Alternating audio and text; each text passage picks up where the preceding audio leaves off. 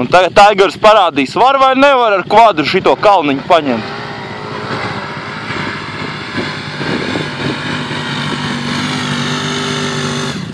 Hojuški, bļa.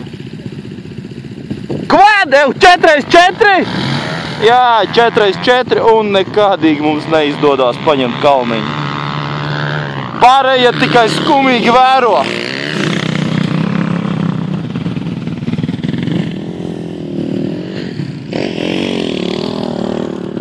Nu, davai vēlreiz! Ieskrienies!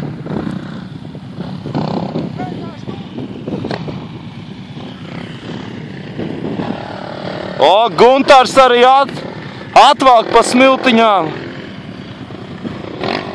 Nu, Aigars tuliņās parādīs, kā jābrauc ratā augšā. Jimijs arī ieņem vietu.